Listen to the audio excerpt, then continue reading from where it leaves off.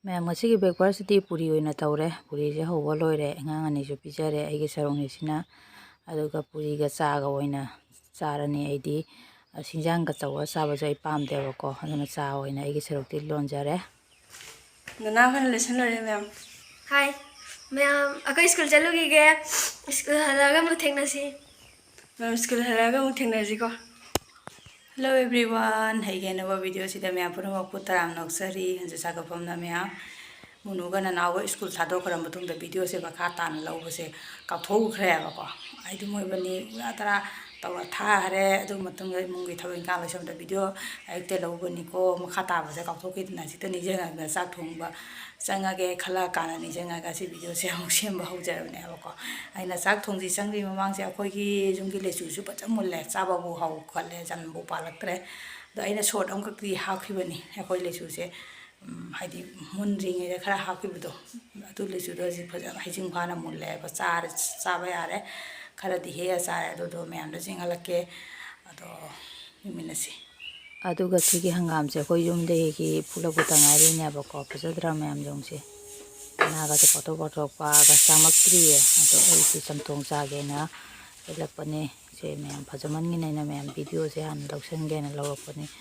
samthong ama tawrani ba ko ina hitei sina katai deno haibado aduga sigi jenam se sigi nakan de siga hangam tharame ba ko du maru ta hawe ka ni se tu na hawe se ge ni na play senam se yam tu lei ru pero se ko le su ni masak phajadra am khadai ga senga senga senga ngana se mem thum bada lore mem haram di he sar ngang ani na harau jabna jum dis mai pa laga he sa ba se mai makuna phang he ga ngam jare do harau bada lore ini je jadra senga senga ngana tebu ju pale mana se haidi ju ga thangna tebu ju pale ni ma su video da jaure het lebu ju ju utpada ma su jaure ni mem jini se jamak tare khara charong amani ka lai si tangai bora mo hogole mem ai se bora sina la putro ge bora ne ba ko aduga hawai sok to bo loire hawai sok to loire bora so hobo loire ni je lai nung su tari tom tom da tawra lai ne ba wang de lan dore lengoi ne de sam thi de lengoi yom je ubuda nong tare chango pa evening everyone hasi mo te tar sa khoya le mulang bra kai noi na ngang je video se ga kwa ta ba ngai da bra kai no adu bo me am no to biro adu ma sai nga ni school hala matung ne nong se sum ta sang gi do ga saksa ba khatsa ba video de am ta la bo ngam dre ade nga po thar le sandai thabai kha lo sala matung ne sandai cha thake ne ko cha po se sana ba nya ne alu gi bhujia hau ge na tawri khoi me gi kwai de pam ba ko ne ba ko my favorite ni Aloo Bhujia se ko ado ai yum na ngasi di try to ve to ko hai jabu di na te do ai kamai hau ge de su myang de jing han jara ke ko di ing na si kamai na hau ge na ko ado sigi alu se laure sang sap mana ba mari kha laure ba ko jamna di chawde alu se pitak tawre ado si mari je bajana seng na sam to ai se ado ka tangkai khai to khara thuna munna ba ina ko aduga chapu si hap chalai phusala me do sandai thabo lo salugi ya si maina botol masa ma thau tai ba ko ai sprite botol masa sai pa seng na teng do ko to thama bane ada makun ji su huttoi ne ba ko ai makun ji hutri alu phuli gi marak siga aina pin je sa la ga se makun je mai tor ko huttoi makun je khara jam na hutto ge aduga jenghala ke me am de se si ki sang se ga hulle makun je kun huloi rak pada thabuk loi rak pada adum alu sumulle koi nu ta su tuition de hale lang ne wa ma hai ge ne nang ne nang halak tri ngai dai na ne nang gi ne pam ja po na ma hau ge na tawri ba ko nang lak bana han jale ne kai ko nang na kwai de pam ba khang bra ai pam ni khang ni Aloo Bhujia hau ge tai nang na kwai de pam ba do ho ge tai la do di nang la ba ne na ho mi na ro se kasi alu se mulla me na khok to ge maku se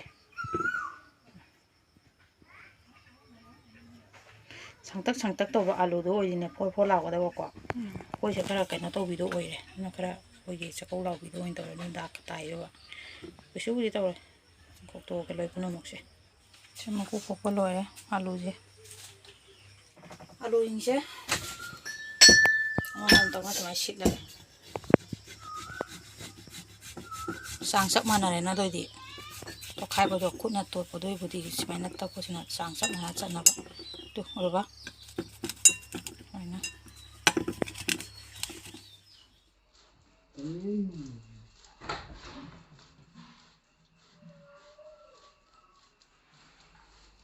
ꯍꯧꯖꯤꯛ ꯕꯦꯁꯣꯟ ꯍꯥꯞꯄꯒ ꯊꯤꯠꯄ ꯑꯃꯨꯛ ꯍꯧꯔꯒꯦ ꯐꯖꯅ ꯑꯣꯠꯈꯥꯏꯔꯦ ꯑꯗꯨꯒꯁꯦ ꯑꯗꯨꯒ ꯆꯥ ꯊꯛꯄꯒꯤ ꯀꯥꯞꯇꯨꯅꯦꯕꯀꯣ ꯀꯥꯞ ꯑꯃ ꯕꯦꯁꯣꯟ ꯂꯧꯔꯦꯀꯣ ꯀꯥꯞ 2 ꯂꯧꯗꯣꯏꯅꯤ ꯀꯥꯞ 2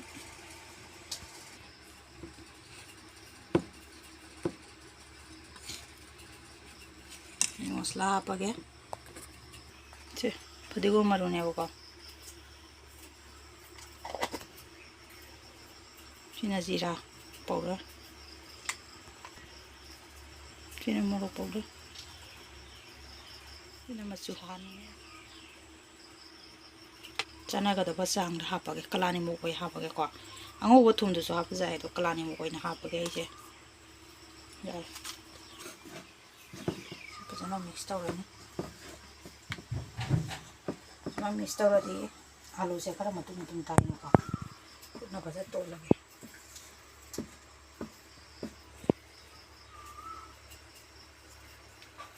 ꯑꯗꯨꯒ ꯁ꯭ꯋꯥꯏ ꯃꯇꯥꯡꯁꯦ ꯚꯤꯗꯤꯑꯣ ꯂꯧꯍꯧꯗꯕ ꯑꯃꯅꯀꯣ ꯔꯤꯐꯥꯏꯟ ꯊꯥꯎꯁꯦ ꯍꯥꯞꯄꯅꯦꯕꯀꯣ ꯚꯤꯗꯤꯑꯣ ꯌꯥꯎꯔꯝꯗ꯭ꯔꯦ ꯑꯗꯣ ꯔꯤꯐꯥꯏꯟ ꯊꯥꯎ ꯈꯔ ꯍꯥꯞꯄꯤꯌꯨ ꯃꯌꯥꯝꯅ ꯍꯧꯕ ꯇꯥꯔꯗꯤ ꯍꯧꯖꯤꯛꯇꯅ ꯃꯅꯝ ꯅꯨꯡꯁꯤ ꯍꯧꯔꯦ ꯁꯤ ꯐꯖꯅ ꯊꯝꯃꯦ ꯑꯗꯨꯗ ꯆꯪꯅꯕ ꯍꯥꯟꯍꯟꯗꯣꯏꯅꯦꯕ ꯕꯣꯇꯜꯁꯦ ꯊꯟꯅꯕ ꯍꯥꯟꯖꯜꯂꯒꯦ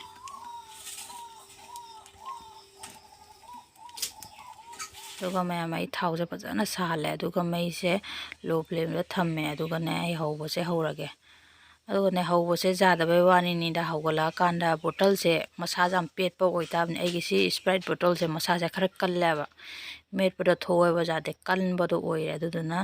ꯑꯩꯅ ꯃꯈꯨꯟꯁꯦ ꯄꯤꯛꯅ ꯇꯧꯔꯤ ꯃꯥꯅ ꯍꯦꯟꯅ ꯃꯈꯨꯟꯁꯤꯃꯨꯛ ꯈꯔ ꯂꯥꯎꯍꯜꯂꯦ ꯑꯗꯨꯕꯨꯁꯨ ꯈꯔ ꯅꯨꯡꯉꯥꯏꯇꯦ ꯃꯈꯨꯟꯁꯦ ꯂꯥꯎꯍꯜꯂꯕꯁꯨ ꯃꯈꯨꯟꯁꯦ ꯈꯔ ꯂꯥꯎꯍꯜꯂ ꯃꯇꯨꯡꯗ ꯑꯃꯨꯛꯈꯛꯁꯨ ꯑꯩꯅ ꯍꯧꯒꯦꯅ ꯇꯧꯕꯗꯅꯦ ꯁꯤꯁꯨ ꯑꯗꯨꯝ ꯇꯥꯎꯋ ꯌꯥꯗꯦ ꯃꯥꯗꯤ ꯃꯈꯨꯟꯁꯤꯅ ꯂꯜꯂꯝꯗꯔꯦ ꯍꯥꯏꯗꯤ ꯕꯣꯇꯜꯁꯤꯒꯤ ꯃꯁꯥꯁꯤꯅ ꯑꯣꯏ ꯂꯩꯔꯝꯃꯦꯕꯀꯣ ꯋꯥꯟ ꯇꯥꯏꯝ ꯕꯣꯇꯜꯒꯨꯝꯕ ꯑꯣꯏꯔꯗꯤ ꯆꯞ ꯆꯥꯒꯗꯕ ꯃꯁꯥꯗꯣ ꯊꯣꯠꯄꯅꯤꯅ ꯑꯗꯨꯅ ꯀꯃꯥꯏꯅ ꯇꯧꯔ ꯍꯧꯕꯖꯥꯠꯅꯤ ꯍꯥꯏꯗꯅ ꯑꯩꯅ ꯑꯃꯨꯛꯀ ꯌꯦꯡꯕꯗ ꯁꯤꯒꯤ ꯁꯤꯡꯒꯤꯠꯁꯤꯒ ꯑꯣꯏꯅ ꯇꯧꯔ ꯁꯤꯠꯂꯒ ꯑꯣꯏꯅ ꯍꯧꯔꯒꯦ ꯑꯗꯣ ꯃꯁꯥꯡ ꯃꯁꯥꯡꯕꯨꯗꯤ ꯇꯥꯗꯦ ꯁꯤꯁꯤꯅ ꯍꯧꯕꯗꯤ ꯏꯇꯦꯟ ꯇꯦꯟꯅ ꯇꯥꯏꯌꯦꯕꯀꯣ ꯐꯖꯕꯗꯤ ꯋꯥꯠꯄꯅꯦ ꯑꯗꯨꯕꯨ ꯑꯗꯨꯝꯗꯤ ꯆꯥꯏꯗ ꯌꯨꯝꯒꯤ ꯆꯥꯅꯕꯅꯤꯅꯀꯣ ꯁꯨꯃꯥꯏꯅ ꯑꯃꯨꯛ ꯑꯩ ꯍꯧꯔꯦ ꯌꯦꯡꯉꯤ ꯀꯟꯅ ꯇ꯭ꯔꯥꯏ ꯇꯧꯔꯤꯅꯦꯕꯀꯣ ꯐꯖꯕ꯭ꯔꯥ ꯐꯖꯗꯕ꯭ꯔꯥ ꯖꯥꯕ꯭ꯔꯥ ꯖꯥꯗꯕ꯭ꯔꯥ ꯍꯥꯏꯗꯅꯀꯣ ꯁꯨꯃꯥꯏꯅ ꯀꯟꯅ ꯑꯩꯅ ꯁꯤꯡꯒꯤꯠꯁꯤꯒ ꯑꯃꯨꯛ ꯁꯤꯠꯂꯒ ꯀꯟꯅ ꯁꯦꯝꯃꯤꯅꯤ ꯖꯥꯗꯤ ꯑꯁꯨꯝ ꯖꯥꯔꯦ ꯐꯖꯕꯗꯤ ꯀꯌꯥ ꯍꯥꯏꯗꯨ ꯑꯣꯏꯗꯔꯦ ꯑꯗꯨꯕꯨ ꯑꯗꯨꯝ ꯆꯥꯏꯗ ꯆꯥꯅꯕꯕꯨ ꯌꯨꯝꯒꯤꯁꯤꯀꯣ ꯁꯤꯒꯤ ꯐꯤꯕꯝꯁꯤꯒ ꯑꯣꯏꯁꯜꯂꯛꯑꯦ ꯃꯌꯥꯝꯗꯣ ꯑꯍꯥꯟꯕ ꯇꯧꯕꯅꯤ ꯈꯔ ꯂꯤꯛꯇꯛ ꯅꯥꯏꯅ ꯊꯥꯗꯔ ꯌꯦꯡꯉꯦ ꯑꯉꯥꯡ ꯑꯅꯤꯁꯤꯅ ꯍꯥꯏꯐꯦꯠ ꯃꯥꯜꯂꯛꯄꯗꯨꯒ ꯍꯔꯥꯎꯔꯦ ꯑꯍꯥꯟꯕꯩ ꯕꯣꯇꯜꯗ ꯇꯧꯕꯗꯣ ꯁꯣꯏ ꯈꯣꯠꯂꯦ ꯑꯩꯅ ꯍꯥꯏꯕꯗꯣ ꯇꯥꯗ꯭ꯔꯦ ꯍꯥꯏꯕꯗꯣ ꯃꯣꯏꯕꯅꯤꯁꯦ ꯅꯨꯡꯉꯥꯏꯖꯗ꯭ꯔꯤꯕ ꯁꯤꯒꯤ ꯐꯤꯕꯝ ꯑꯣꯏꯔꯦ ꯑꯗꯨ ꯃꯌꯥꯝ ꯐꯕꯨ ꯐꯖꯈꯠꯂꯛꯑꯦ ꯌꯦꯡꯕꯗ ꯃꯊꯪꯒꯤꯁꯤꯅ ꯑꯃꯨꯛ ꯑꯩꯅ ꯑꯃꯨꯛ ꯀꯔꯝꯃꯥꯏꯅ ꯍꯧꯔ ꯌꯦꯡꯉꯦ ꯍꯥꯏꯕꯗ ꯑꯗꯨꯝ ꯁꯨꯃꯥꯏꯅ ꯀꯨꯔꯀꯨꯔꯤꯒꯤ ꯁꯦꯞꯇ ꯇꯧꯔꯒ ꯍꯧꯔꯦ ꯈꯔ ꯖꯥꯡꯅ ꯂꯣꯏꯅꯕ ꯍꯥꯏꯅ ꯇꯧꯔꯦ ꯃꯌꯥꯝ ꯕꯇꯜꯗꯣ ꯌꯥꯗ꯭ꯔꯕꯅꯤꯅ ꯈꯔ ꯅꯨꯡꯉꯥꯏꯇ꯭ꯔꯦ ꯃꯃꯣꯟꯁꯦꯀꯣ ꯍꯥꯏꯗꯤ ꯈꯟꯕꯗꯣ ꯑꯣꯏꯗ꯭ꯔꯕꯅꯤꯅꯀꯣ ꯑꯗꯨꯅ ꯁꯨꯃꯥꯏꯅ ꯑꯃꯨꯛ ꯍꯧꯖꯤꯜꯂꯦ ꯃꯣꯏꯕꯅꯤꯁꯦ ꯀꯨꯔꯀꯨꯔꯦ ꯇꯥꯏꯞꯇ ꯇꯧꯔꯦ ꯁꯤ ꯑꯣꯏꯅ ꯆꯥꯔꯣ ꯁꯤꯁꯨ ꯑꯗꯨꯝ ꯈꯔ ꯊꯨꯅꯁꯨ ꯂꯣꯏꯔꯅꯤ ꯁꯤꯁꯨ ꯑꯗꯨꯝ ꯆꯞ ꯃꯥꯟꯅꯩ ꯀꯩꯅꯣ ꯍꯥꯏꯅ ꯁꯨꯃꯥꯏꯅ ꯑꯃꯨꯛ ꯍꯧꯔ ꯌꯦꯡꯉꯤꯅꯤ ꯃꯈꯟ ꯃꯈꯟꯅꯤ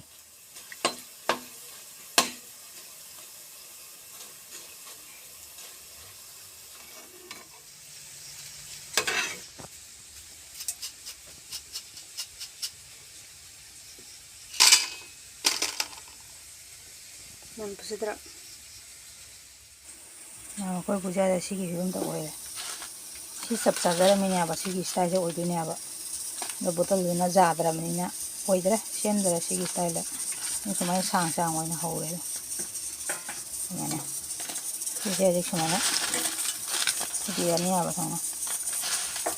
ꯁꯨꯗꯤꯔꯗꯤ ꯑꯗꯨꯝ ꯑꯣꯏꯔꯗꯝꯅꯤ ꯀꯌꯥ ꯏꯁꯇꯤꯛ ꯈꯥꯏ ꯅꯠꯇ꯭ꯔꯥ ꯑꯗꯨꯕꯨ ꯃꯥꯟꯁꯤꯜꯂꯛꯑꯦ ꯑꯩꯈꯣꯏꯁꯦ ngang ani da test to lage ari shape to ta da baje katang ni nuaite ani poto bottle do na jadram ni na ko test to da banga se test to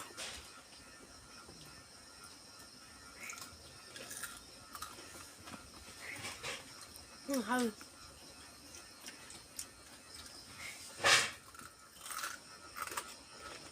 Masado ti fajana Game. keme so baje khara walam gine aba sasu sari na Ma'am, taste same niya ba? Duga, kaya di poto light ramina. Shape, machine the shape sa tadre. ya ko sige shape sige charge jam hawe ba ko. packet ki swat tu ga dum ha om tani aduga maroi marang se happy se akoi ti jum da le leibu tani na sat masala hapa jari ajwain hapa jari matang na machine do leira akoi su pura shape to ta na ba hawra se aidin dum chaning ba ki sum akoi chi che da mana pamja ba du ga ina sum hobi bani da sana gi sum sana ba ina ya ha nang try da bi am da. Shape phaja man de. Saba hawa lo na tra saba hawa mathau ne ba shape mathau na te ba na tra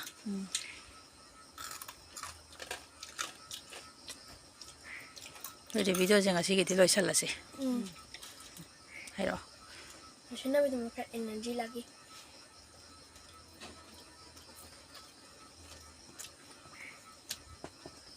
Ma'am, nungcigi video sidi matang sai che lesson jerage ma'am. Mama channel jibu ma'am nungcbiduna like share subscribe like share comment subscribe to ma'am. Matang video thing na si ma'am. Bye.